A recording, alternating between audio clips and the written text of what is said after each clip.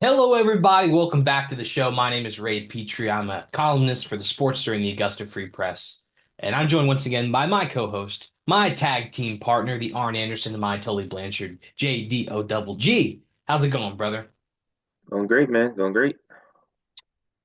Uh, we're it's April 18th, the eve of WrestleMania 41. But we're gonna talk about AEW Dynamite, which emanated from the MGM Music Hall of Fenway in Boston, Massachusetts, this past Wednesday. It was a special edition episode called Spring BreakThru, honoring the uh, record-setting 289th episode that makes Dynamite now the longest wrestling program in Turner broadcasting history, specifically beating Monday Nitro, WCW's flagship show in the 90s. This is a big episode, and it had a lot of anticipation going into it because it was breaking Nitro's record.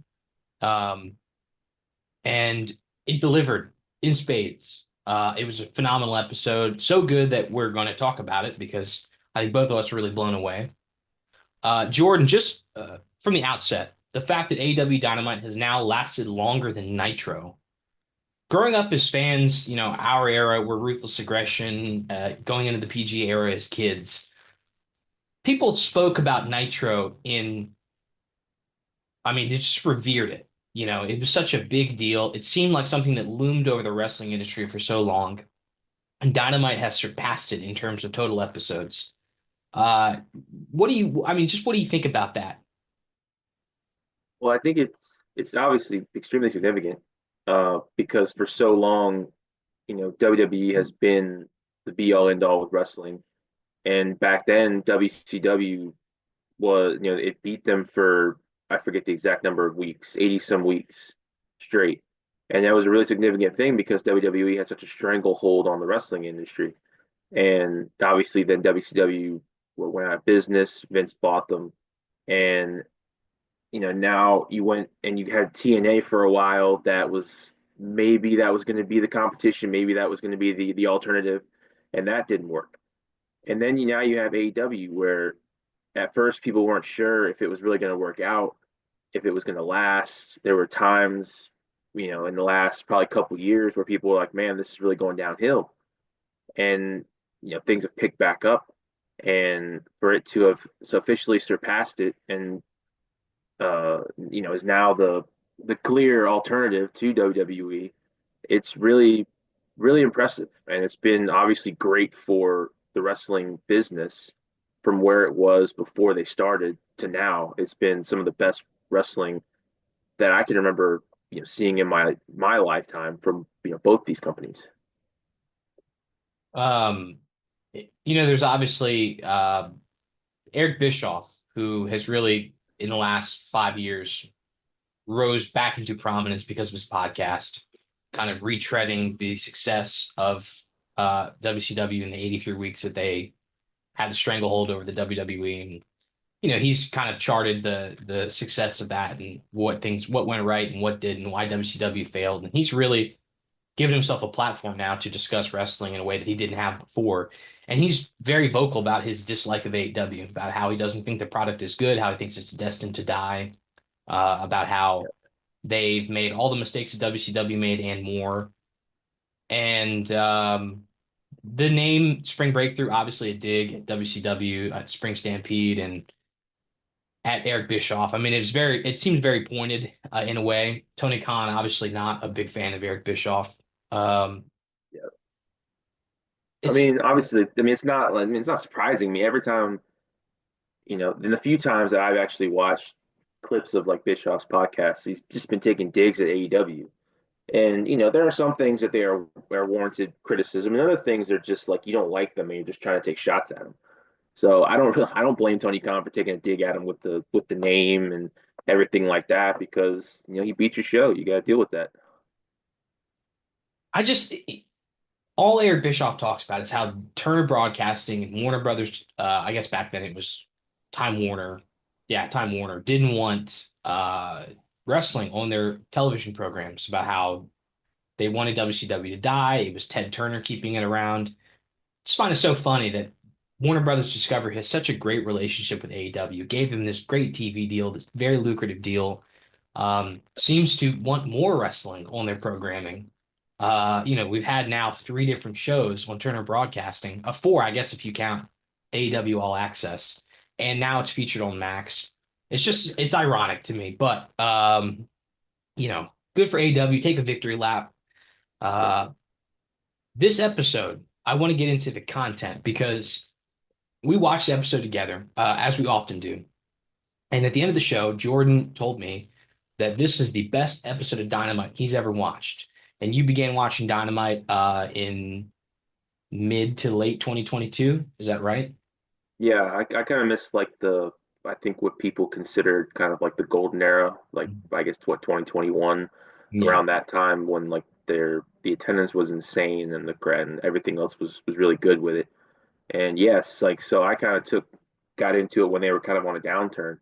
And yeah, this last show was just incredible, man. Like the people in the matches, the actual quality of the matches themselves, it was really uh for me kind of eye opening. I'm like, man, this is like a completely different type of show than anything WWE would put on because they would never put these type of matches on a television show. They always save them for the pay-per-views for the PLEs.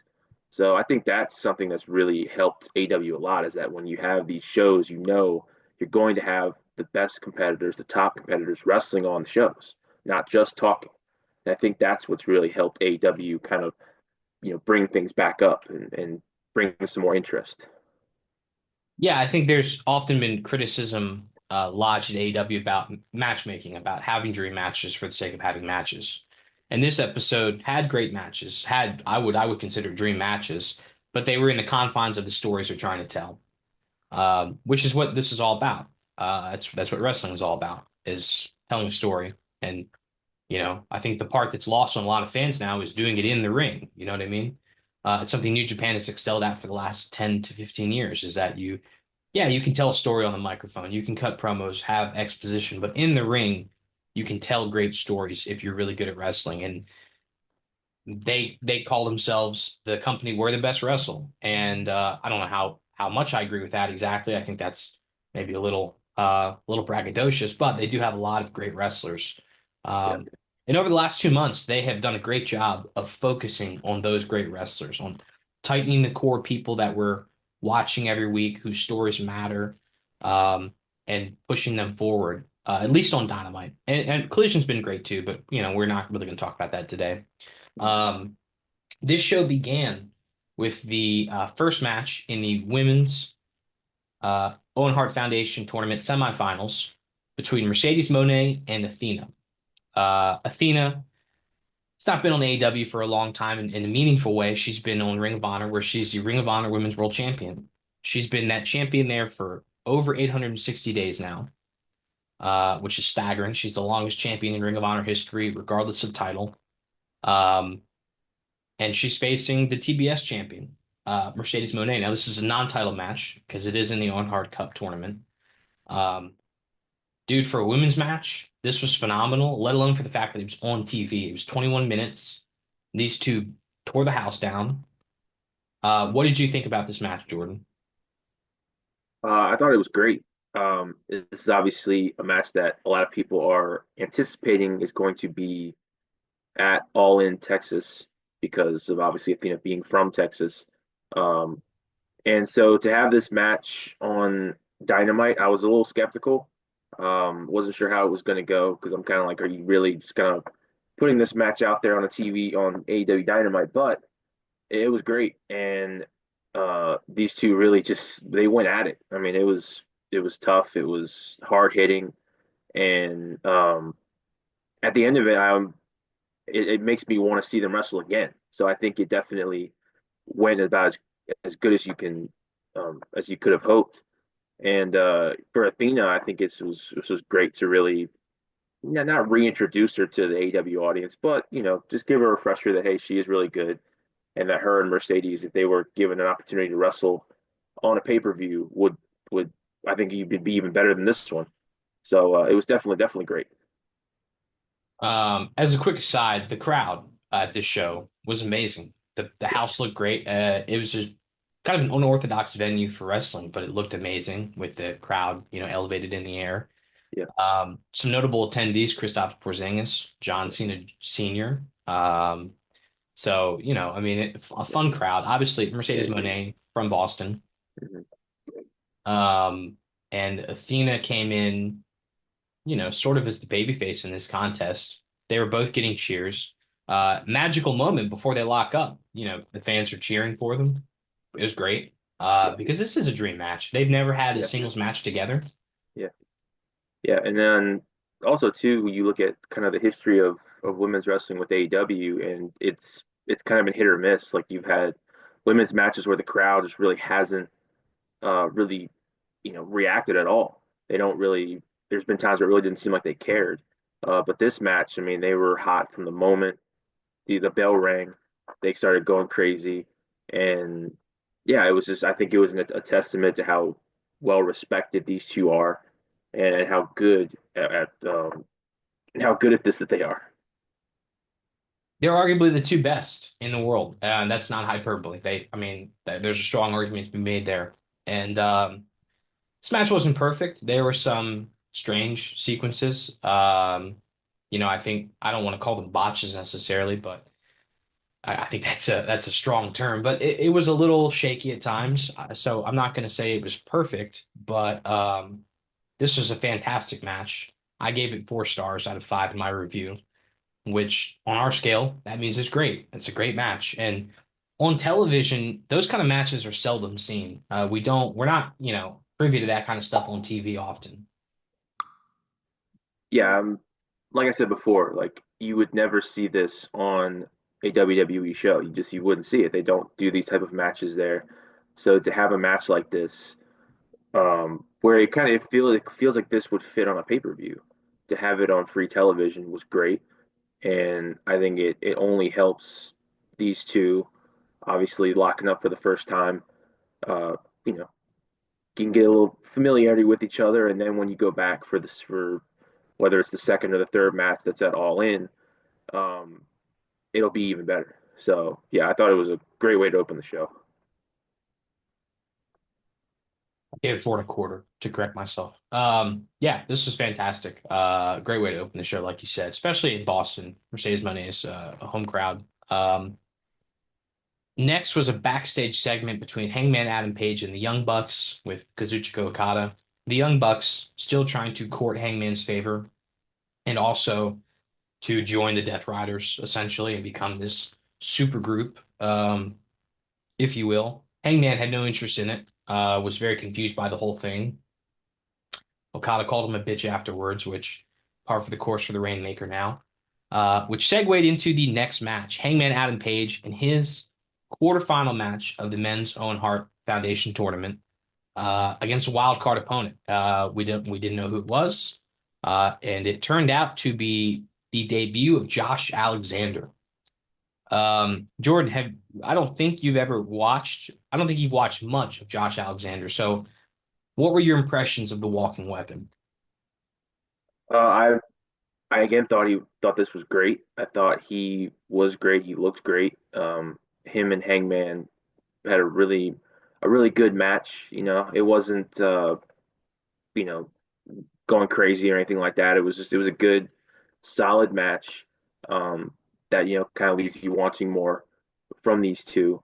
Uh, but I think it's I've heard a lot about Josh Alexander and how well liked he is and how good at wrestling he is.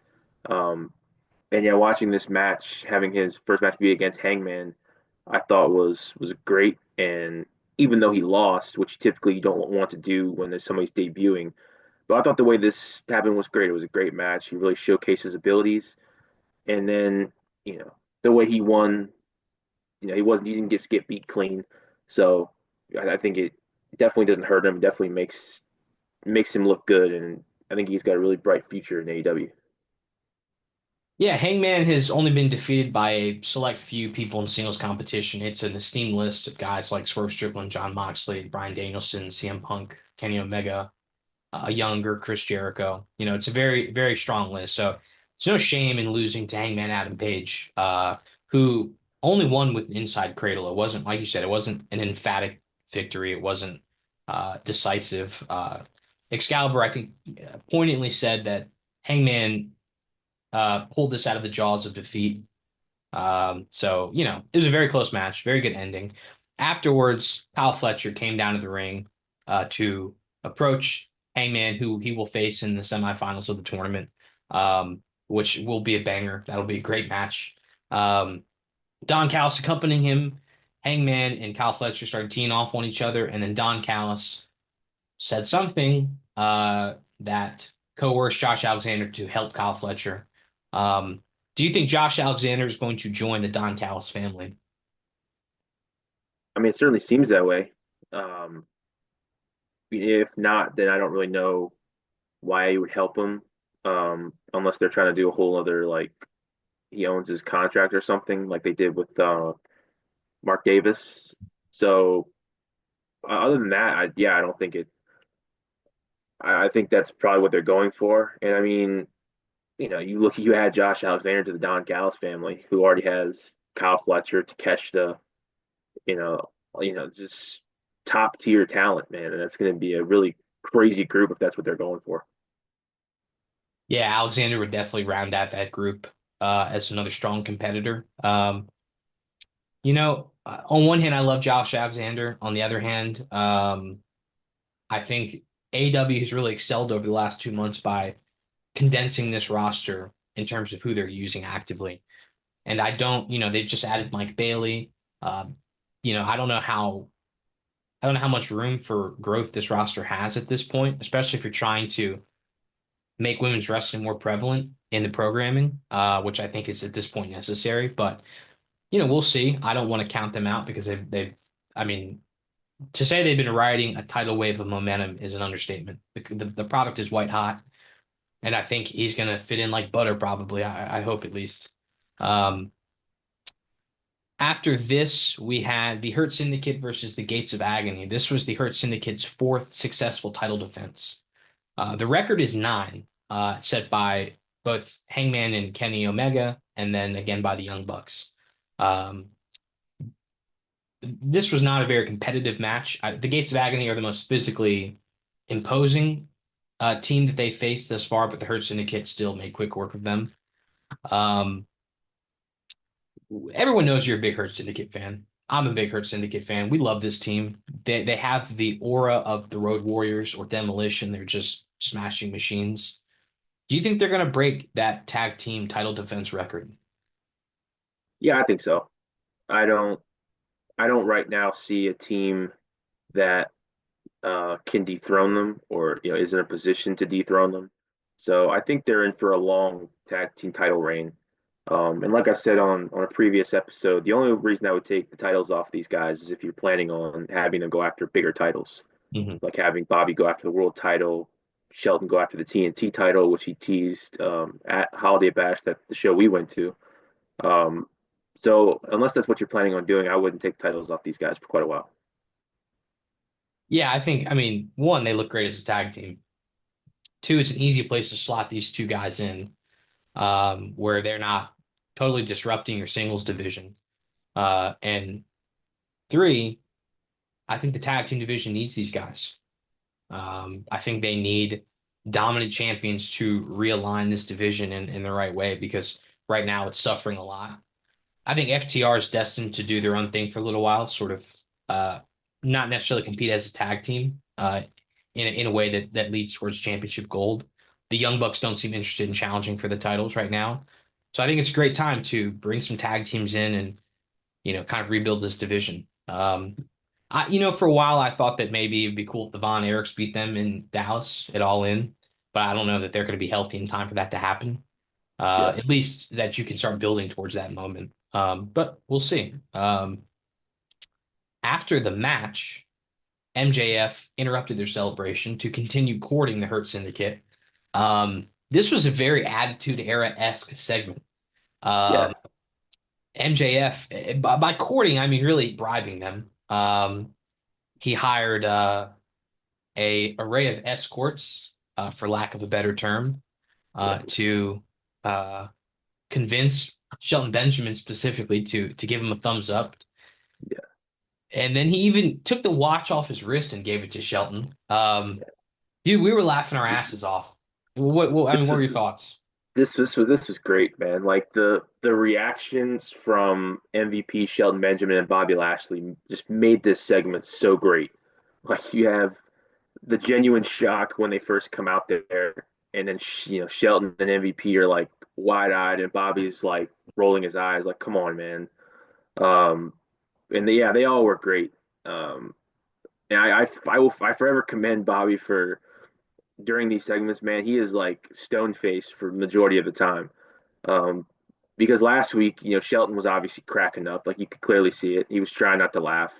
Um, and yeah, it was great, man. Like I thought it was funny. And it's kind of not really what I was hoping they would do with MJF when they were having him and the Hurt Syndicate interact, like MJF begging to be a part of the Hurt Syndicate. It's just I'm not really that happy about that, but this specific segment was funny. It was extremely funny. MJF's great on the mic as always, and yeah, the reactions from the Hurt Syndicate really helped sell this. Yeah, they were all unique. They were all uniquely different, totally in line with their characters and how they're presented. Bobby Lashley just totally rejecting this. As a man who has a wife and three kids and is Yeah, almost 50, Shelton Benjamin being a degenerate, loving this, saying, I think I need the time right now, asking for yeah, his watch. And MVP just, shocked. Just, last week he told him that in business, you have to give, you have to supply demand, and MJF, I guess, took that in a different direction. But yeah. um, yeah, this was great. Afterwards, Shelton Benjamin finally said, "You know what? Maybe I'll consider letting him in." Bobby Lashley Hmm. not very happy about that. But the thing that interests me about this segment is, and the shift has not been subtle. Last week, the crowd's cheering for MJF. He's our scumbag. This week, they're cheering for MJF. He's our scumbag. MJF almost seems like a babyface again. And do you think that was the intended reaction here? Because the Hurt Syndicate are not heels. I mean, they're definitely Yeah, somewhere in between. They're not white meat baby faces, but they're not yeah, booed. Um, yeah. I mean, well, I think it's hard because I think when the Hurt Syndicate came together, they were intended to be heels, but the fans love them so much, and they chair the "We Hurt People" chant, and they're just so popular right now that when you add in MJF, who also has historically been popular with the fans. I mean, when he first came back, he was cheered like crazy, and then he abruptly turns heel again, which it is good in a way, but also it was kind of abrupt. It was kind of out of nowhere, in not in a bad way. Like it was you know a little bit like people didn't kind of understand why they were doing it, but yeah, I think it's when MJF wants to be like a charismatic babyface, he can do it very easily. So I think it's just been hard before because everybody associates him being a babyface with the whole Adam Cole thing, which was a complete disaster. But now you have him interacting with the Hurt Syndicate, who are clearly top guys, clearly main event talent. So I think the fact that MJF is involved with that really helps this, and just all these guys in this group are just so popular that I think the crowd just loves them interacting. um, yeah, you know, we'll talk about the main event later, of course, but I think in many ways this is the success of the Death Riders. This is where this angle has succeeded because MJF is doing this. I mean, he hasn't outright said it, but I think the message is clear. He's afraid to take them on because they're so dominant. They have so many forces. He needs people around him, and he wants it to be the Hurt Syndicate because he thinks with them he can beat the Death Riders. He could challenge Yeah, for Moxley and yeah, feel safe. Um, and I think the reason why the Bloodline succeeded so much in the WWE is because it affected everything going on around the WWE. yeah, The WWE gravitated around that storyline. And while the Death Riders have not been the Bloodline in terms of quality, I think that the outreaching effects of it are great. Um, and this is just a fun angle, and every week I look forward to it, which is that's what you want. I mean, yeah, it's not groundbreaking stuff, it's not changing the game, but it's hilarious, it's entertaining. I Yeah, can't wait to see where it goes. I think that's good wrestling, right? yeah. I mean, going back to the bloodline, like you said, everything that they did, it reverberated through the company and what everybody else was doing. And I think if the end result of this whole interaction is that MJF like officially joins the Hurt Syndicate, and then you have just these four guys who are just so dominant. There's you have a little different element in each one. Bobby's the powerhouse, Shelton's the crazy athlete, MVP's he's the mouthpiece manager, and then MJF is he's obviously the charismatic guy who's also a great wrestler. And I don't want to compare it to the Four Horsemen, but it it has a semblance of that. I think if they do it right, where if these guys end up getting together, any one of these guys could go for any title in the company. Obviously except for MVP, but these other guys, you go for the world title, the TNT title, the international title, the trios title. I mean, you can do anything. Mhm. So I think there's a lot of potential here, and I think I'm excited to see where it goes. Yeah, I was pondering this after the show. I was writing my review. I wonder if there's also maybe the end game is that MJF creates his own faction to counter the Hurt Syndicate if they don't allow him in. Which equally could be good if it's done right and he picks the right people to join him. But yeah, I love the segment. If I rated segments, it would have probably been a 5 because I think it hit on all the right notes. Yeah, Um, yeah. Like it was funny. It was funny, goofy in a good way. yeah, It wasn't like funny, goofy in an oh my god, this is stupid way. yeah. That like a lot of segments that AEW's done, and then stuff that WWE's done has just been kind of ridiculous. But this one was good, and there was a point to it, and it's kind of leading somewhere. So it was all around a great segment.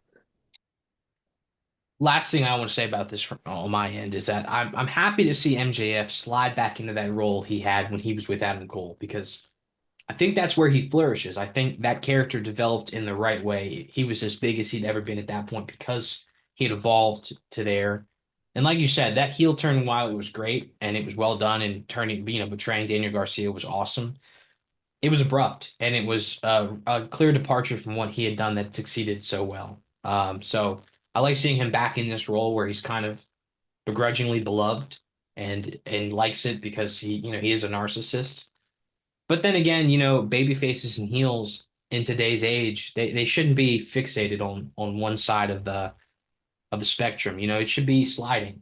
And against different people, maybe he's more of a heel. Against others, maybe he's more of a baby face. That's okay. I like that. Um, I think the same thing can be said about Hangman Adam Page or Swerve Strickland. I think all those guys occupy that same. They work in the gray area. To differing degrees, of course, but um, the next match was a semifinals match in the men's Owen Hart Foundation tournament. That's a mouthful to say every time.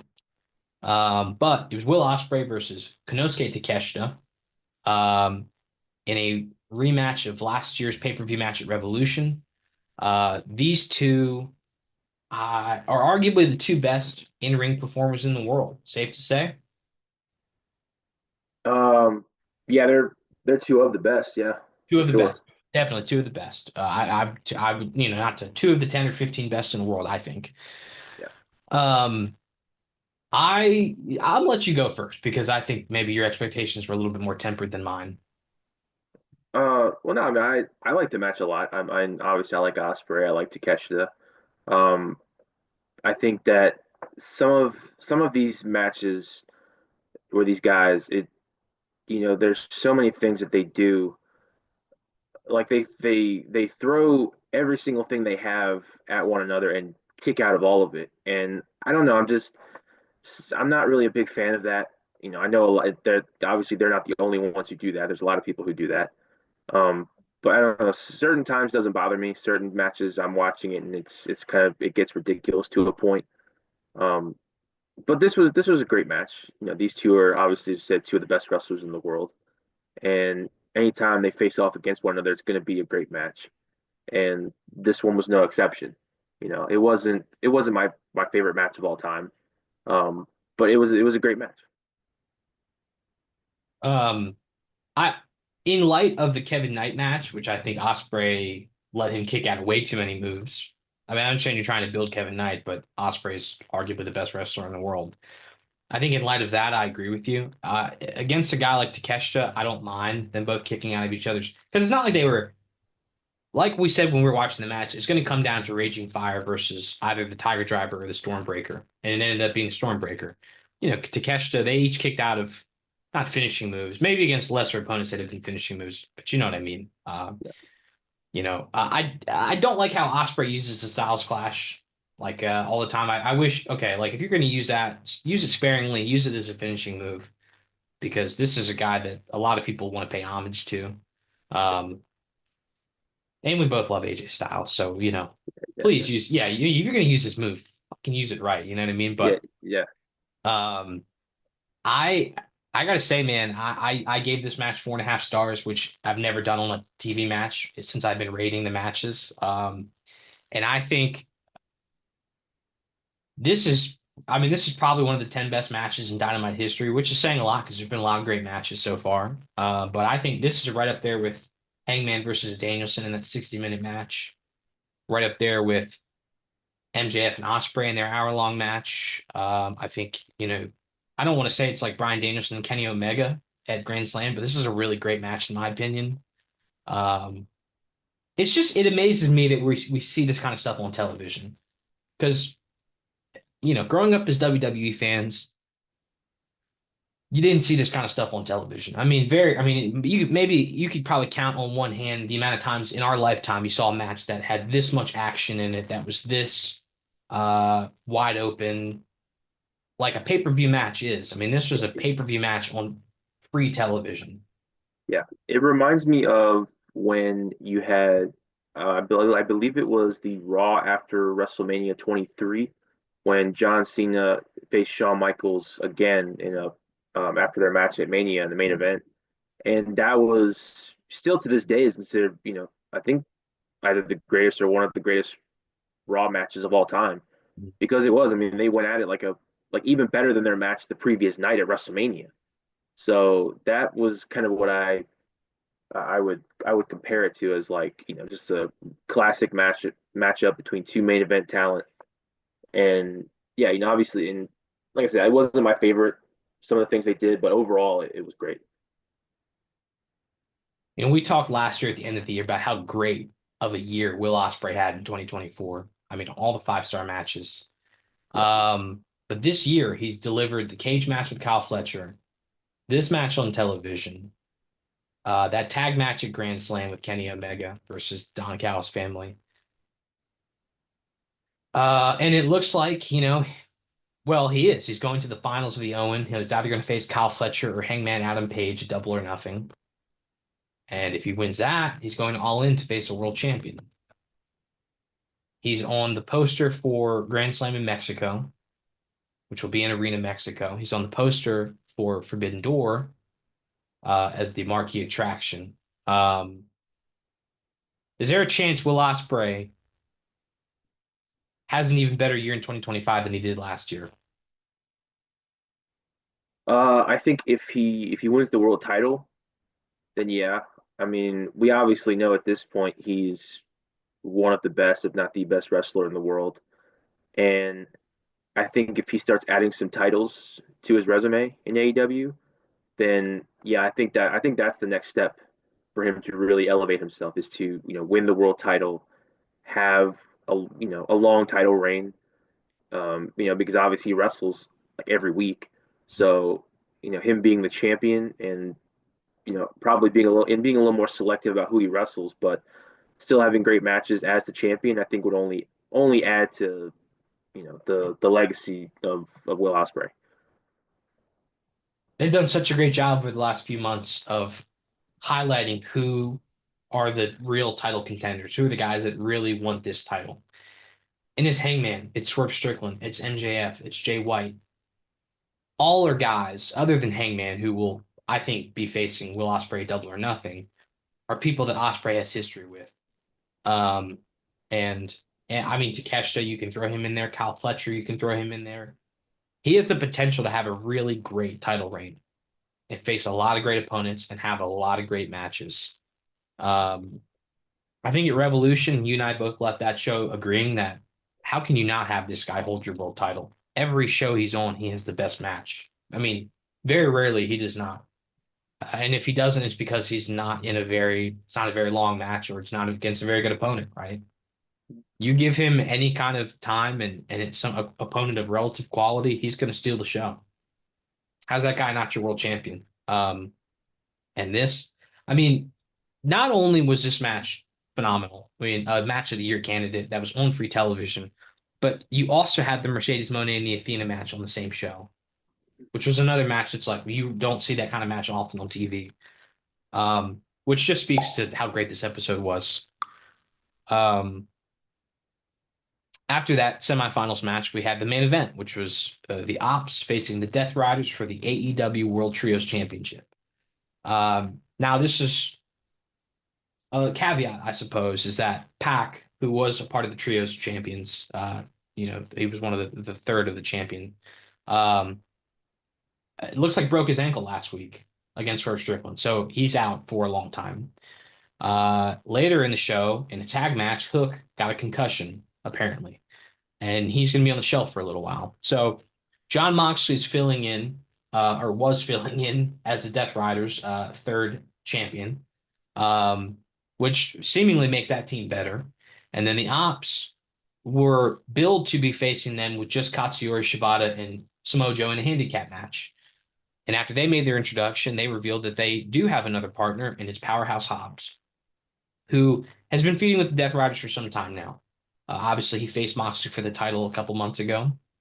Um, how do you how do you feel about them having an interim member of their team and being in this match competing? Does it seem weird to you? Um, I mean, if I think if Hook is going to be out for a while, then it makes sense. Um, and you look at Powerhouse Hobbs, and he's a force. They've booked him as that. He has that look, and I think he fits into kind of the persona of the Opps, which is they're just a bunch of tough, badass guys who are going to go out there and just beat the crap out of you. I think he fits that. And for Hobbs, I think it's been a little difficult for him on his own. So I think partnering him up with a guy like Samoa Joe, who's so well respected and so beloved, and the same thing with Shibata, I think it's going to help Powerhouse Hobbs a lot if this is going to be how things are for a little while.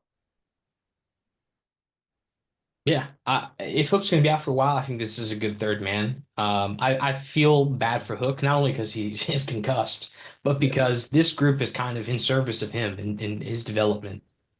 Because he is very young and he, quite frankly, is in desperate need of improvement because he hasn't improved since he arrived in AEW. He's largely the same wrestler. He's been static. So I feel bad, but Powerhouse Hobbs, to your point, is a great guy to slot in here. I think he fits the mold and the ethos of the Ops very well. Um, we're pretty adamant and open about our dislike of the trios division and the trios title. I think both of us would just prefer them to have more tag teams. But this was a good match. Actually, I would say borderline on great. This was really entertaining. Wheeler Yuta was the whipping boy for most of this match, but Marina Shafir tried to get involved. Will Nightingale stopped her. The Young Bucks tried to get involved, but Swerve Strickland stopped them. And at the end of the match, what happened, Jordan?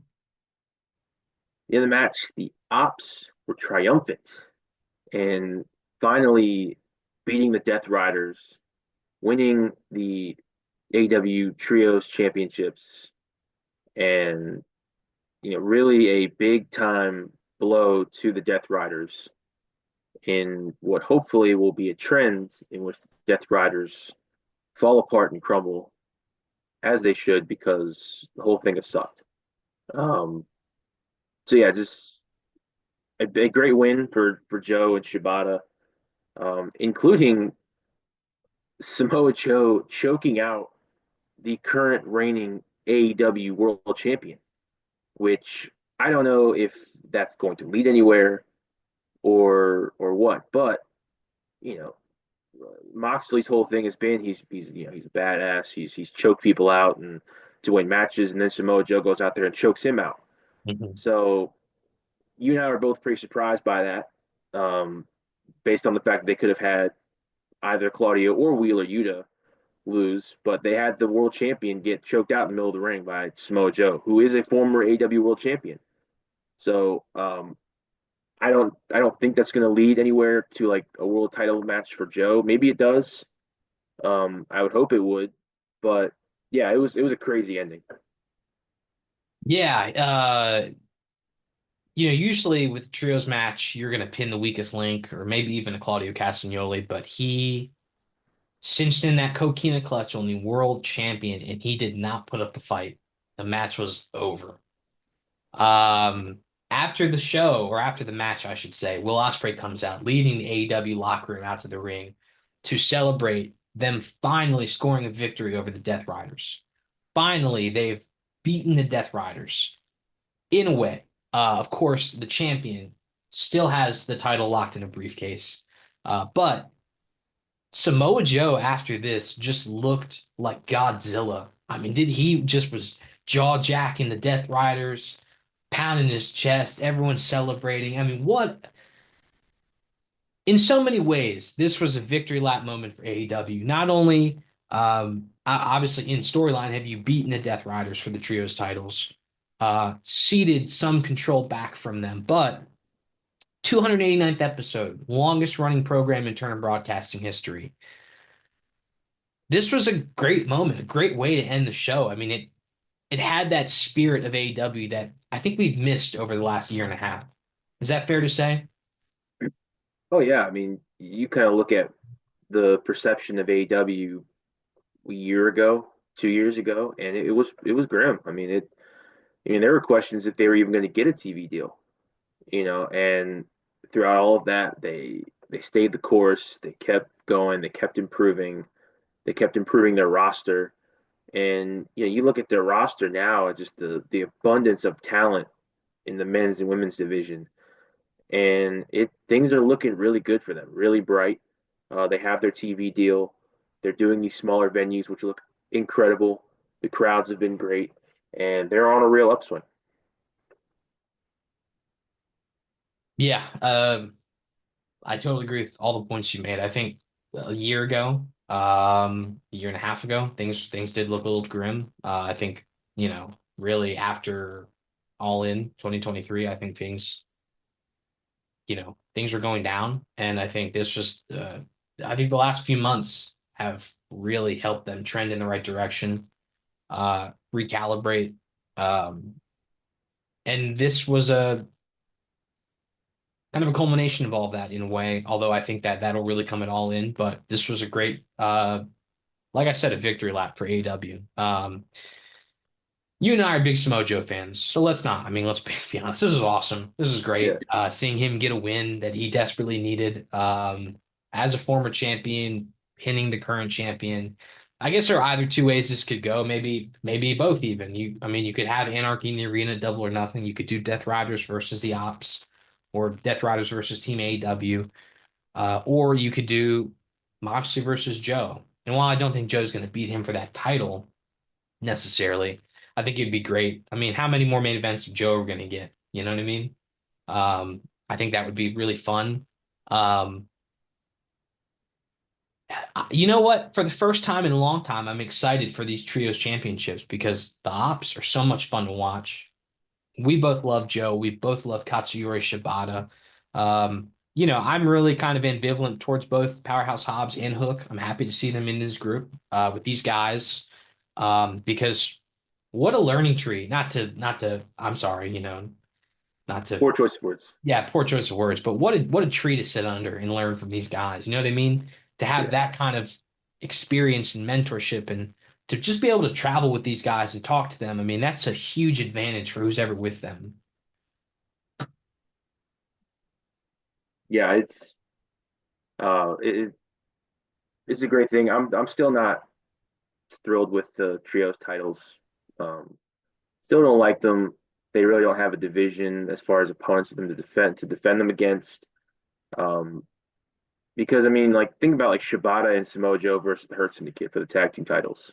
Yeah. What a great thing that would be. But for this moment, it was great. For going forward, them having them is a lot better than who's held them previously.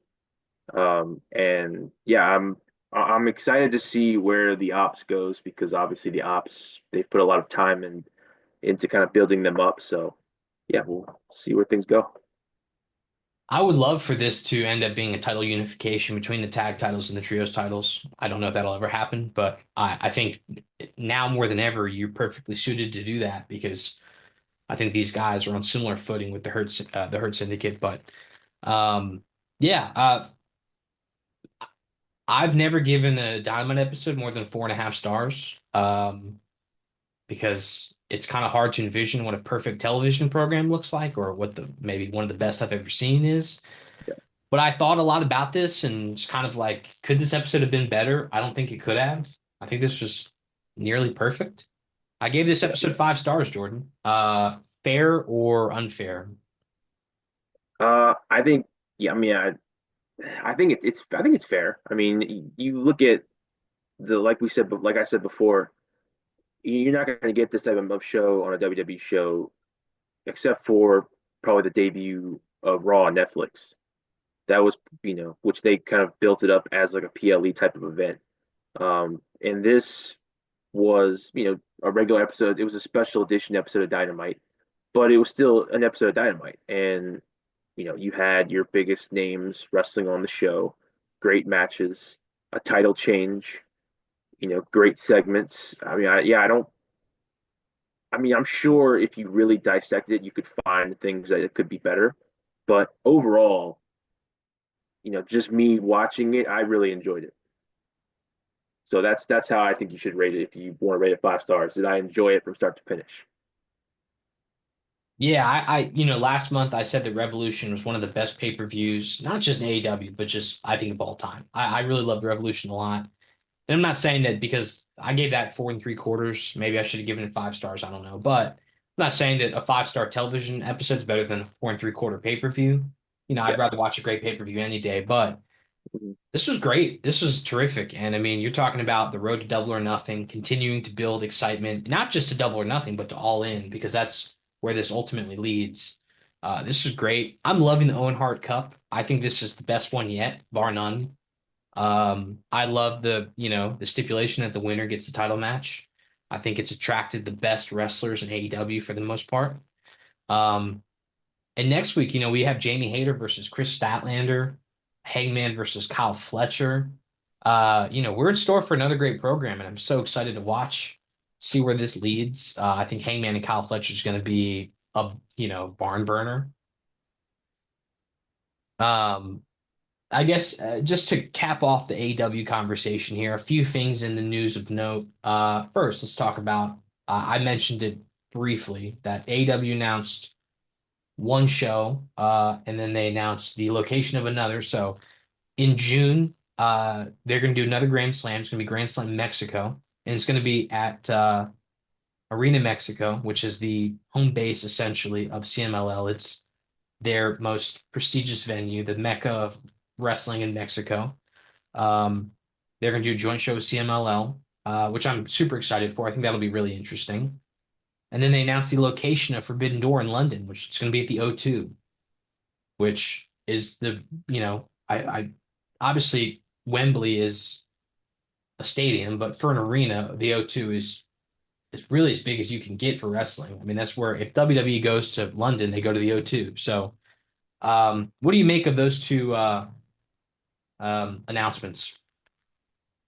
I think they're big. Obviously the international crowds for wrestling have been unbelievable for both of of the companies, AEW and WWE. The crowds are amazing. The international shows always have a different aura to them, and I think AEW doing this is awesome. Um, and I'm honestly surprised that they beat a WWE to the punch on the Mexico show because of the talent that WWE has, from Mexico that you could feature. So I think that's a win for AEW that they're going and they're doing this type of show, which is going to be a big time show in Mexico, beating WWE to the punch on that one. And then obviously, yeah, you're going to London and you're going to be in the O2. I mean, you don't get much bigger than that outside of Wembley, like you said, which they already did Wembley. Mhm. So then now they're going from Wembley to the O2. This is great, and I think it's the crowds are going to be awesome, and I think they're going to be really good shows. Yeah, this is a huge win for that relationship with CMLL that they've fostered. And we've seen the likes of Mystico, um, previously Stephanie Vaquer, Zeuxis, and we've seen some of the wrestlers come over and vice versa. But and obviously last year in the Blackpool Combat Club invaded Arena Mexico, and Danielson had that match with Blue Panther. But this is a big win. I'm excited to see what kind of matchups they can have. And also Kenny Omega, a former AAA Mega champion, he's no stranger to the Mexican market, and is a huge draw there. So I'm excited, really excited. I can't wait to see AEW in that venue, working with some of the CMLL guys. Like I said, Will Ospreay was on the marquee. I can't wait to see what kind of match he's involved in there because I know it's going to be crazy. Um, on the O2 front, it is Forbidden Door, so it's a joint venture between multiple promotions. Obviously, CMLL and New Japan will be involved. Um, it would be really cool to see them. No, I'm not saying sell out the O2, but to really fill it. That would be amazing to see, and a huge win for AEW. That would be great, and the kind of win they need in their sales right now. Um, do you think at times maybe they stretch themselves too thin announcing shows like this when you're still trying to sell Globe Life and all in Texas? Or I mean, Um, I mean, yeah, I think on the one hand, yeah, you should focus on your biggest show and then after that kind of figure it out. But at the same time, you announce this show now, people can kind of plan. They can be like, okay, we're going to go, and they have time to make plans for that. So I don't think it hurts you. I think, if you announce it and get through all your other big shows, and then once you get past those, then you really start ramping up your promotion for those other shows. So announcing it now, I don't think is terrible. I think it's helpful to the people who are planning on going, who make plans. If you have to fly there, to book hotels, to get to all those types of things. So I think it helps. yeah, and I think a big thing for them is activating that Mexican market in anticipation for the show in Texas. I think they want, a lot of the Mexican wrestling fans to show up, to show out, to support this show because I think that's going to be a big part of this. I think, and also, I think including CMLL guys in the show will help a lot, which I hope is kind of the end goal here to have some of those luchadors in the show. Um, Last piece of news, Mariah May. We spoke about this quite a while ago, a few weeks ago at least now, about Mariah May's contract situation, about all signs point to her wanting to go to WWE. There's been some conflicting reporting that maybe she's just doing this to, using it as leverage essentially to bolster her deal with AEW. I don't know how much truth there is to that. There's also reports that there are people in WWE who expect her to arrive this summer. That she's already kind of told them that she's coming to WWE. What do you make of these reports, and what do you think the most likely outcome is in this situation? I mean, it's kind of crazy to me when I first started hearing it that she because she's been such a big part of the women's division since she got there. I mean, they immediately teamed her up with Tony Storm, and everything she's been doing has been kind of centered around Tony Storm, which has obviously been the main event of the women's division. Um, so yeah, I was a little bit surprised, but if you kind of think about it, I mean, she's been there, she's been feuding with Tony Storm, she's had her big moments with AEW. She was the champion, and then you had the Hollywood ending match, um, and from there, I mean, I was kind of trying to think about it. Where does she go from here? She's been in the main event. Now does she go back down? I don't think you want to round her back around to Tony Storm again, at least for a while. So, maybe she's kind of looking at it as, hey, I came in here, I was immediately in the main event, I was the champion. When I was the champion and I was away from Tony Storm, they really didn't know what to do with me. They didn't book me properly. And, now I can go to WWE where women's wrestling is obviously, very big. They promote the women pretty well.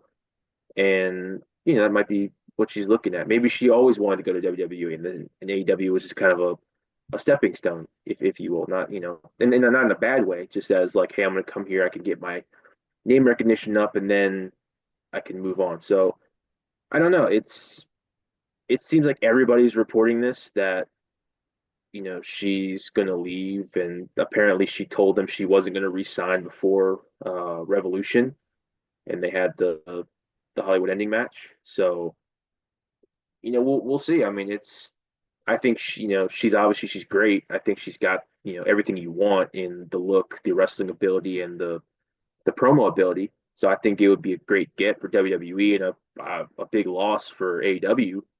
Um, so we'll see. I mean, we've obviously seen wrestlers use other companies as leverage in negotiations. So maybe she's just trying to get a bigger deal. I don't know if she would be a women's like a world champion in WWE. That that's kind of hard. Like, do you want to be the mid card in WWE or the main event in AEW? You know, I don't know. It's kind of hard to say. I'm interested to see how this shakes out. I mean, she's really young. She's I think 26 or Yeah, 27. like So 26. Yeah, she has a lot of room to develop. I think if she went to WWE, I think she would be a great rival for Tiffany Stratton. And just a great heel. I think she would really excel there a lot. It's very interesting. You think about all the former women's world champions, and most recently, Sarray lost the title. She didn't do much of anything. Karashita lost the title. She didn't do much of anything after that. Still isn't doing anything really.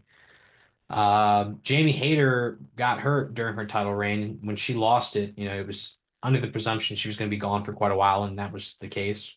Thunder Rosa vacated her title due to injury. And then you go back to Britt Baker. When she lost her title, she danced around the main event picture, and then look what happened.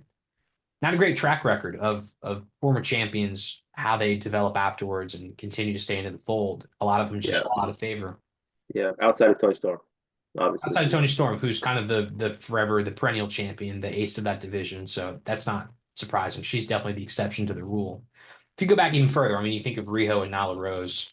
Neither of them are doing much of anything right now. And Riho's Yeah, not even on the program anymore. yeah, Yeah, it's not a great track record. And if you're Mariah May and you're looking at that, it's like, well, how am I going to get used if I'm not a champion?